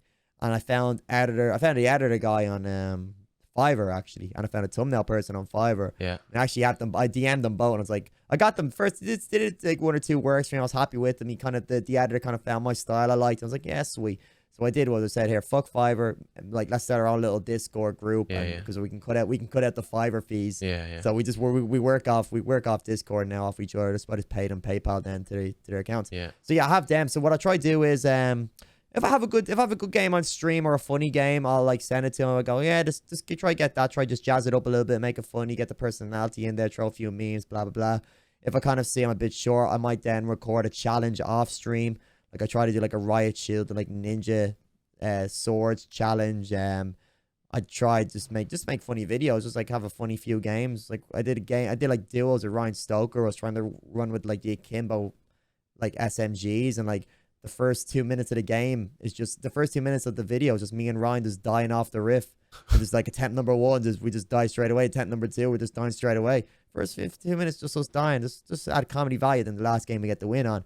So yeah, definitely my approach now is definitely trying to get 2 out a week, try to get in the algorithm and stuff like that. But it's still, even if I have editors, it's still tricky just to get that content, just to find the video for them to edit and for them to get out. But so that's my kind of plan at the moment. But it's long forms. It's a tough nut to crack unless to kind of get in there, especially in the Warzone scene. To really get in there, you got to be posting videos like this gun is the new meta kind of stuff and things. It's quite hard. Like I have a video, for example, like all my videos on YouTube usually get between like 100, 200, 300 views.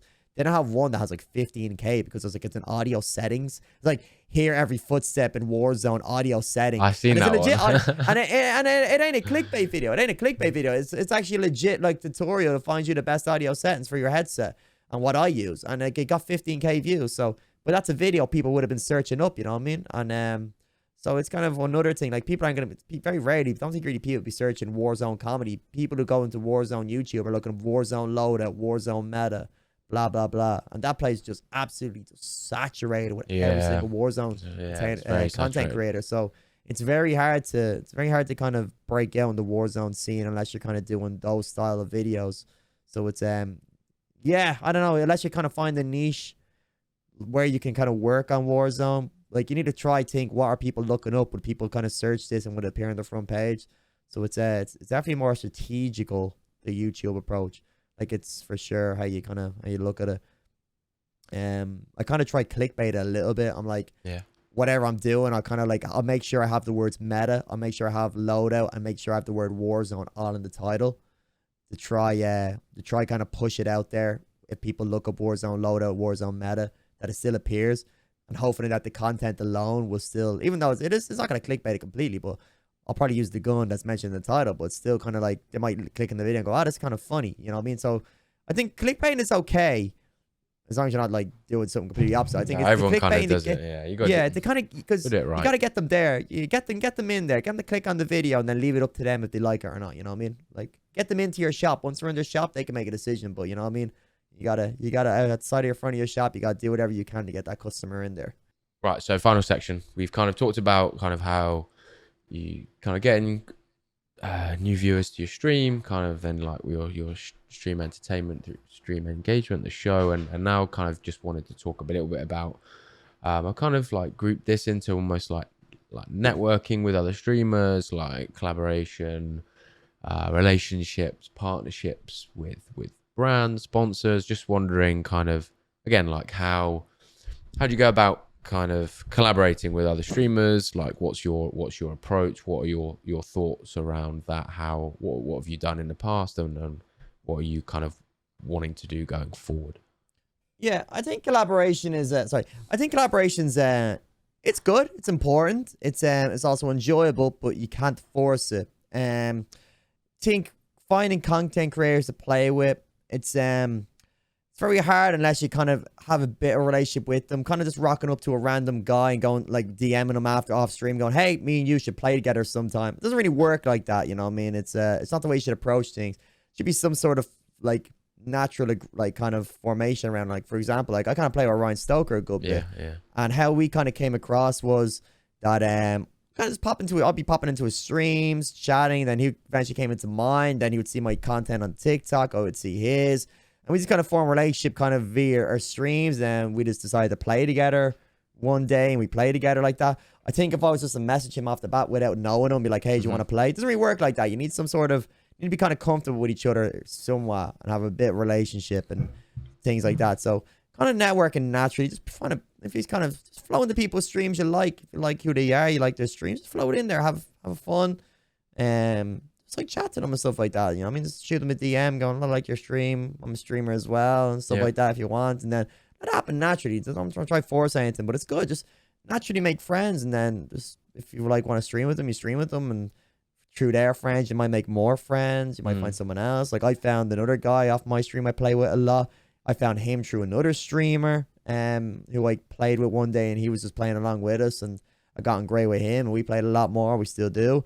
So it's good, but it's great. Like people like to see you playing with other people, and if you can kind of get groupies that are like just kind of have the same wavelength, you have the same banter, and you just enjoy playing the game, you just can make good content together, then it's a dub, you know what I mean? So it's you just end up kind of sharing each other's community. People from his community might pop over and say, hey, what's going on here? And then people from yours might go over there and things like that. So it's good. But like some people as well, like some people as well might be self-conscious. They kind of go, well, this guy might be a better streamer than me. My community might leave and never come back. And they might be kind of very fishy kind of with streaming with you off that, or kind of collaborate or networking with you. So some people just might not like it for that reason. Yeah. Okay. Just gotta respect that at the same time. They don't want it they don't want it, but most people will, you know what I mean? If you got a relationship with them, most people will always give you a chance, and we'll play a few games with you and stuff like that. So that's kind of networking anyway. Just don't force it. There's a lot of people out there, and they'll be in like 20 different Discords, and every morning they'll be posting up, hey, how's everybody in here? Look, it's me, every morning. And they'll be in 20, 30 different Discords posting the same message, and everyone's that's not networking, you know what I mean? That's just kind of, that's not natural, you know what I mean? It's not natural, it's forced, and it won't work, you know what I mean? It's just let it happen natural. Just happen natural. If you're in Discords you want to be in, if you enjoy people there. I'm not in personally. I'm in Discords. I'm in probably like 5 or 6, but I won't even message the other ones. Never message the other ones. Just in my own one, like personally, I just never will. But some people like that, and don't get caught up in support for support things, because there's frauds. Very easy starting off streaming to get caught up in a support thing. If you come into my stream, I'll come into yours. They don't. Well, a lot of people do that when they start, don't they? Yeah, it's easy to get roped into, because there are people that are leading. There are people who know what they're doing that are leading those groups of people. Oh yeah, completely. It's very easy to fall into that when you're first streaming. You got no viewers, and you're like, oh my god, I can get a few off this. Very easy to fall into, but might give you a little bit of a confidence boost at the start, but it's not gonna work. So just be wary of them more. So, in regards to sponsorships and stuff like that, how I did it, I just kind of keep my ear to the ground, and if I see an opportunity, I'll go for it. But I kind of know my limits as well. Like, for example, if I seen like maybe like an Elgato sponsorship, I probably wouldn't go for it, because I kind of maybe understand like I kind of look at the streamers that do sponsor and go, I'm not really at that level, so I probably wouldn't risk it. But if there's been opportunities, for example, like I've got an affiliate with AIM Controllers, and how I got that with AIM Controllers was I just seen a thing going on. We might be looking for new affiliates who would be interested. I shot the page on Twitter a DM, told him a bit about myself, and he got back to me going, yeah, it looks like it'd be a great mix. We had a Discord call, and then I got an affiliate with AIM Controllers. Same happened with Manscaped, pretty much the exact same. So just keep your ear to the ground. Like if you see somewhere kind of post, and most places usually post with like, we're looking for affiliates, or like even if you know a few yourself, like a drink company, like you want to go for a G Fuel or a Sneak. No harm in shooting them a little DM every once in a while if you want to approach it like that. But yeah, you definitely gotta put yourself out there a little bit, but like also look for opportunities. Most of the time they'll say when they're looking for people, and there's no harm, you know what I mean? Don't expect these people to kind of come rocking up to you. You have to be at a certain level for them to kind of start coming rocking up and asking yourself. But so kind of don't be afraid to kind of go out there and look, but know your limits as well. Like Nvidia is not gonna come give you a shit ton of free GPUs if you're only pulling in like 20, 30 viewers. They're going only trying to get a partnership with Nvidia. Maybe you're calling in with like a good couple of 100 or 1,000. So you gotta know your limits at the same time, but go out there and try. You know what I mean? Try. Where are you seeing these? Like where? Twitter. Yeah. Twitter. From their accounts, they've posted from their accounts. Yeah. Sometimes as well, I didn't even follow these people. Sometimes you get like the partner manager will like tweet something out, but then someone you follow might like the tweet, and it might come up on your timeline.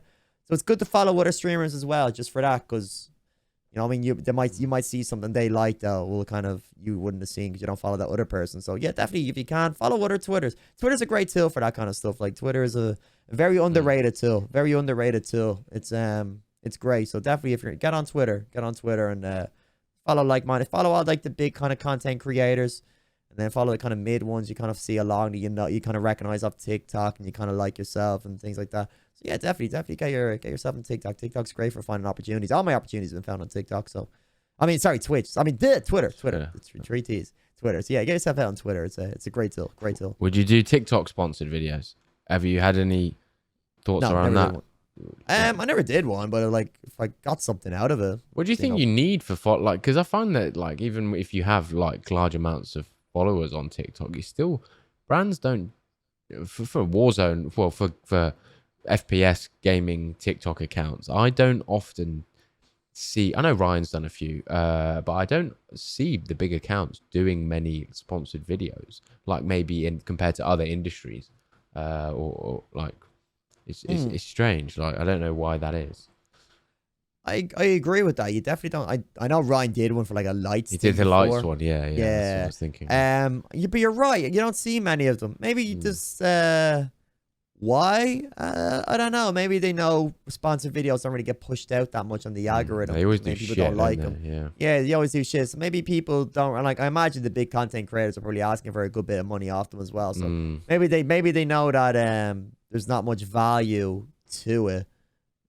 To the kind of maybe that you don't get as much bang for your buck kind of doing it that way. Maybe just post something yourself. So yeah, maybe that's the reason. Like the only kind of I guess kind of content creator wise, especially for like FPS, like the only people that really be pushing would be like a G Fuel or like some sort of energy drink. Like what else could you read? Like Elgato maybe you could do something like that. I guess gaming like equipment. Maybe peripherals, maybe peripherals I would say. But yeah, peripherals as well. Yeah, but yeah. I don't know. It seems like they only really sponsor like the top people, like the really big streamers and content creators. Yeah, well, I think the only people like you're always gonna like you gotta start from the bottom. You know what I mean? You're not gonna get sponsorships or like deals with companies and start earning money. Most of these deals you're not gonna earn any money off. They're just more kind of you have a little code to your name which your friends can then use to get discounts certain things. You don't get money off them. Some people argue they're kind of pointless, but you know, I mean, they're good little things to have. You ain't gonna. There's no point in you going, "Oh, I don't want that. Give me money." Like, you know what I mean? You gotta look at yourself. If you got a following, which makes sense for them to actually pay you a salary for you to advertise their products. Like, unless you've got like a decent following, then like, unless these people are gonna get value or money for their book, then they're not gonna pay you. But it is nice just to get it's a nice little kind of stamp on your little streaming journey to even get an affiliate code. So even if you're not earning money off it, I never earned money off any. I never got money off Manscaped. I never got money off aim controller. I got free controller off aim controller. Right, don't get me wrong. They'll give you free stuff. I got free controller. I'll take it. Still use it. Valued at like nearly €400 because I got all the bits and bobs on it. Nice. And so I was like, you know what I mean? You got free stuff out of it. So you get, you know, when you're getting, it's not like you're not getting nothing. You get free stuff out of it. Same with energy drinks. They'll send you like a package every once in a while. You're getting free stuff, you know what I mean? You're not getting a wage, but you're still getting free stuff. And what are you doing? You're just advertising to tell your mates to go fucking use this code to get 20% off. So you're not exactly going out there working 8 hours for this company either.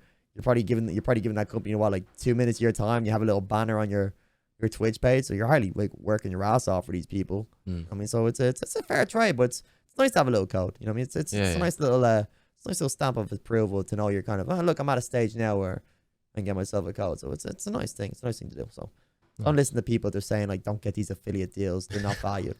You know what I mean? Like just fuck that. Just get it. There's no problem in it. I mean, there's no harm, no foul. Yeah, there's no harm, is there? Yeah. Good experience. No, exactly. Oh, nice, cool. Right, let's go. I want to go into just maybe one more question, and then we'll wrap it up.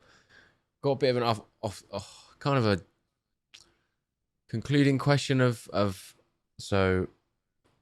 You stream 3 times a week. You create content whenever you can.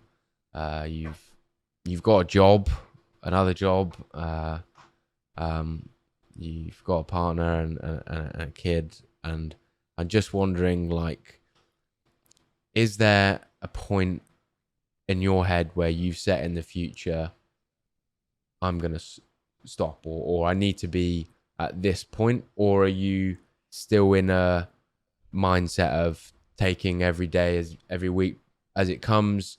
And if I have to make that life decision to stop because financially and from a time perspective, it's just not doable anymore. Like what do you think about that? Like, that's a very deep question, but you're a big boy. Like, you have to think about stuff like this, like in life. So just wondering. Yeah. Yeah, I'm very financially stable, so like, you know, I mean, if my stream's doing shit, you know, I mean, I'm still like, it's not like I'm relying on my streaming wage to get me by, you know, I mean, which is it's a great position to be in. Would I love it to do it full time? Of course I would. You know, I mean, it would be great. I never thought about throwing the kind of the hat in and kind of calling it a day. I never kind of set myself a mark. If I'm not at position X by date Y, I'm gonna end it. I never look at it that way. I kind of just like, I never thought about quitting, because it's like, at the end of the day, it's a hobby for me. I enjoy doing it. I do work a lot. It's not like I'm just streaming and then doing that. I do work a lot because I do want to try and make a career out of it. So I am giving it 100%. I'm giving it 100% kind of effort, and all the kind of spare time I kind of have to give, I am putting into kind of trying to make content and stuff like that on the side. I really thought about, I said more so that I'll I kind of reevaluate myself come January, and I said I'll see where the stream is in January from a financial standpoint. But I said, like, I'll see where I was in case I'd go part-time in work so I can dedicate more time to streaming. I know a streamer that did that quite recently. He didn't pack in his full-time job. He just said, like, I'll just go to my part-time. I'll just work part-time, and which is a very sensible option. You're not jumping the gun, and because it's a gradual build.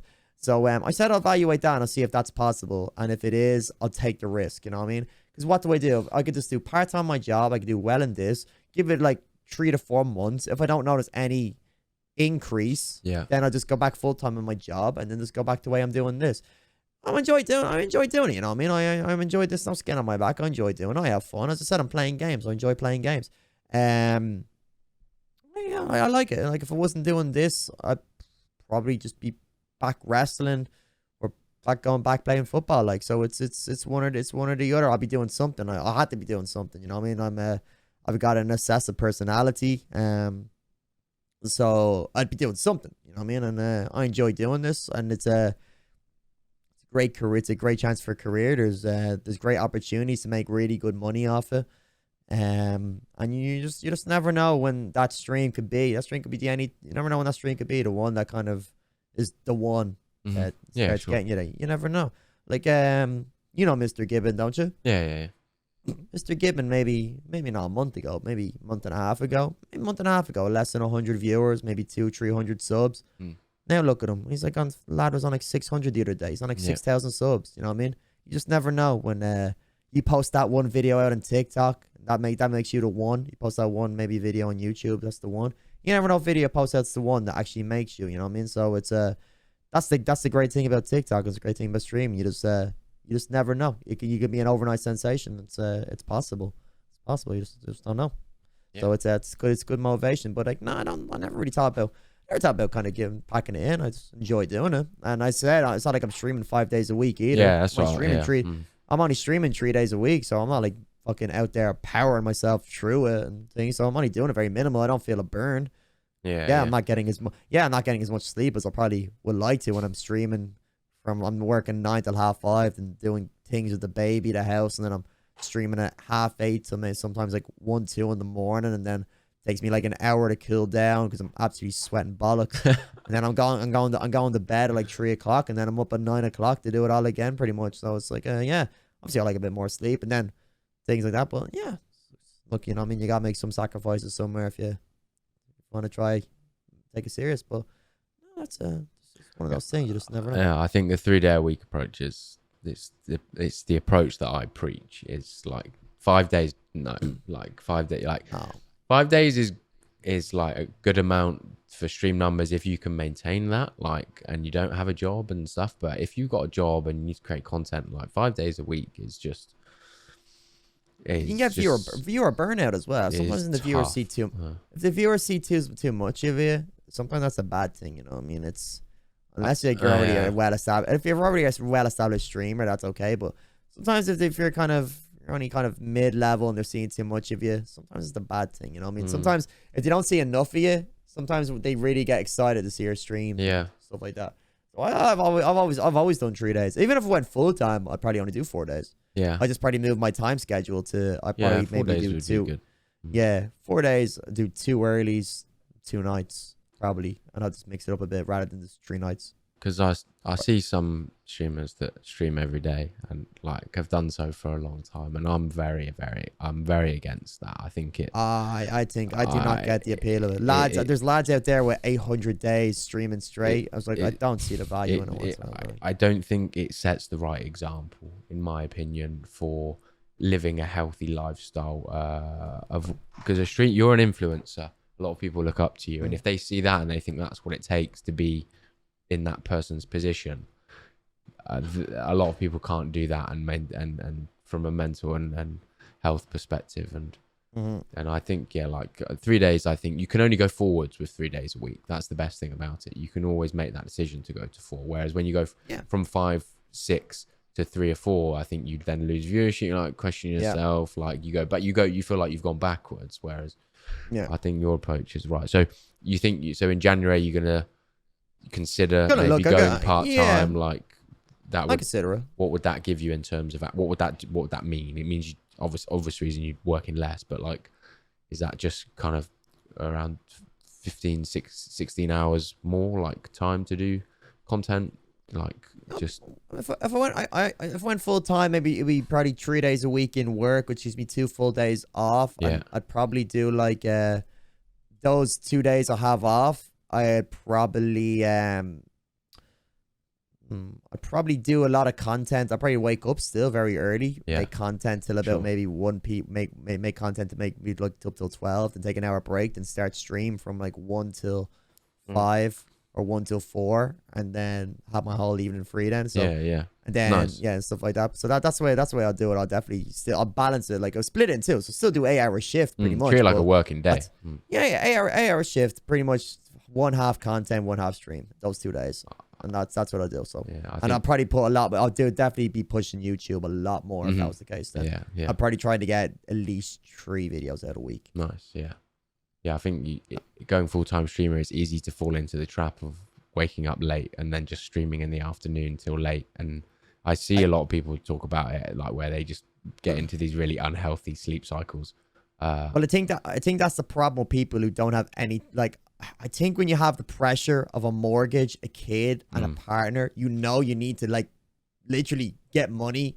Or like you have a problem. I think if you're like people living at home or they don't really have responsibilities, it's easy. But I was like, I wake up late, man, I got bills to pay. You got bills to pay, and you're not bringing in a big wage. You're literally out there like.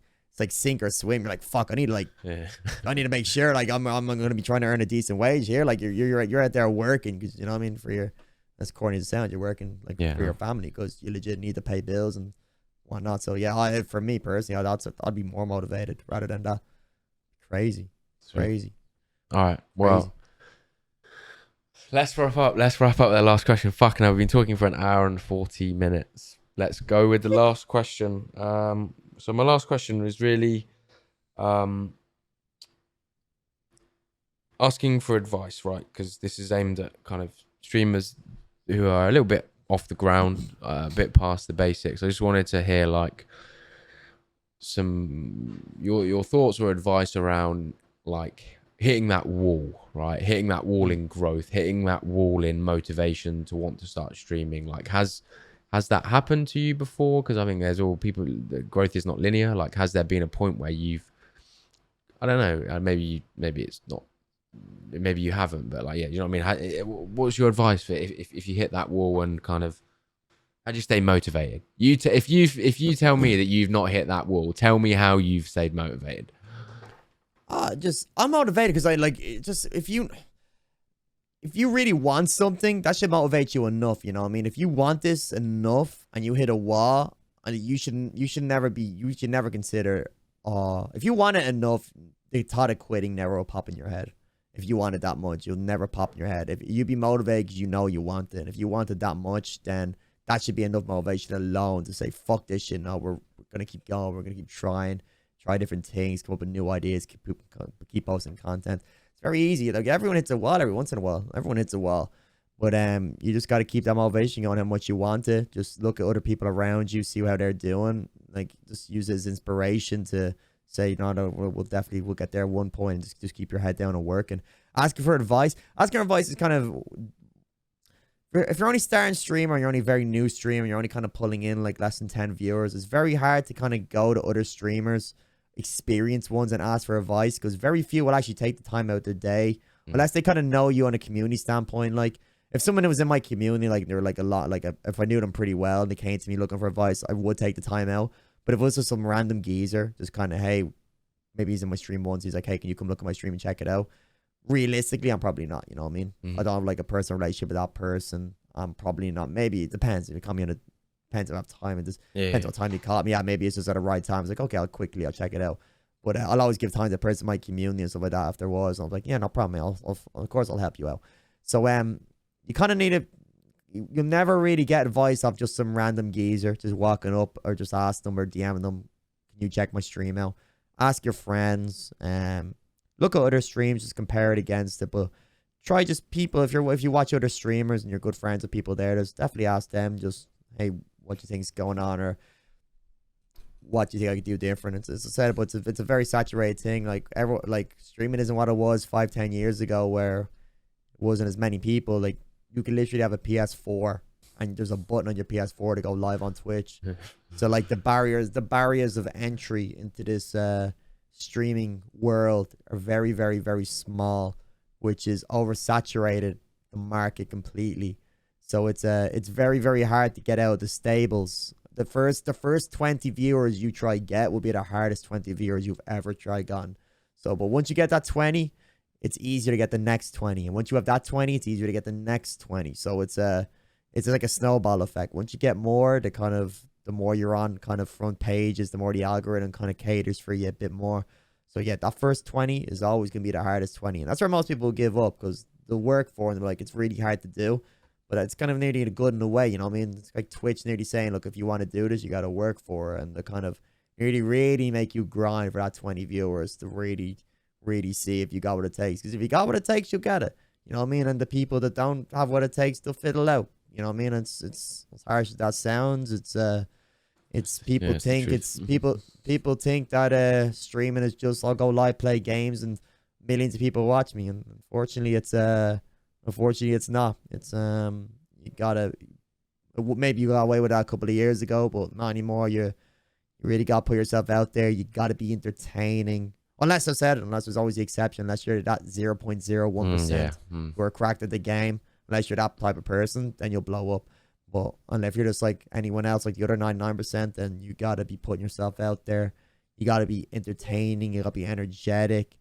You gotta be making content. So you really gotta work for it. And yeah, if you want it, you'll work for it. And trust me, if you're good at something, if you're good at something, it'll work. You know what I mean? There's probably not many streamers out there who are like really, really good and never really kind of had the moment to kind of shine. You know what I mean? If you're good enough and you work hard enough, you'll get your moment. And you know, if you keep working, hard work pays off. You know what I mean? Very little time hard work doesn't pay off.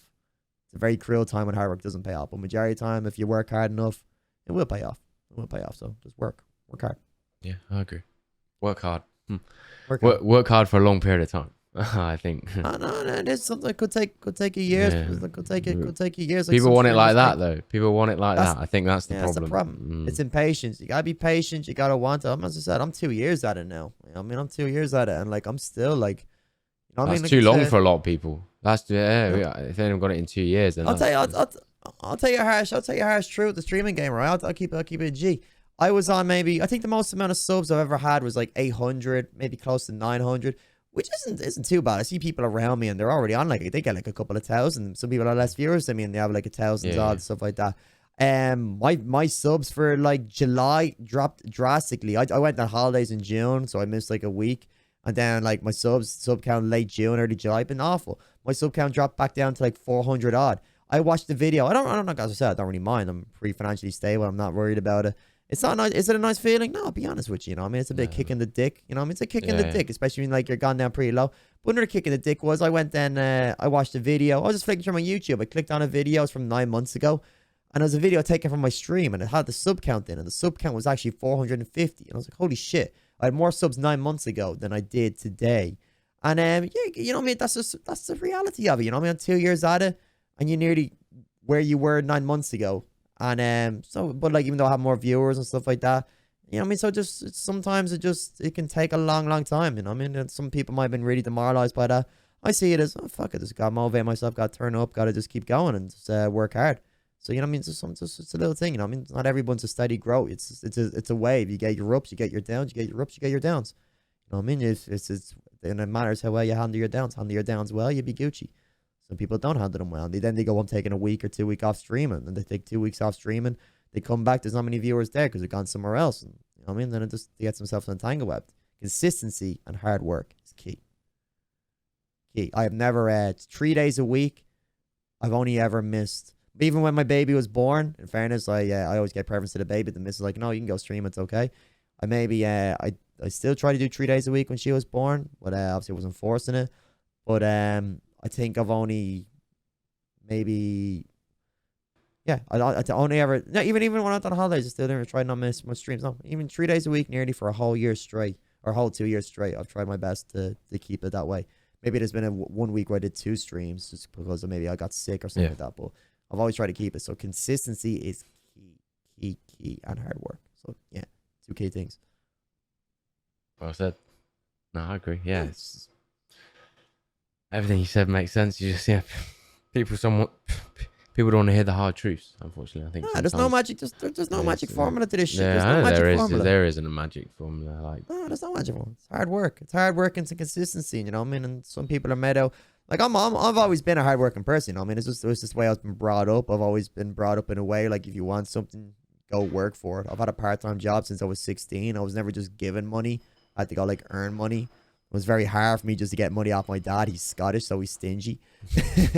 So he's just naturally like that. So it was always very tough. So I've always grown up in nature. If I want something, I got to go out there and try working for myself. So some people have. So I was very lucky to kind of grow up with that mindset that I'm very hardworking person. I'd even going to college, I'd have to commute an hour and a half to get into college, an hour and a half to get out of college. So even going to work, it was nearly a 2-hour work, 2-hour commute in, 2-hour commute back.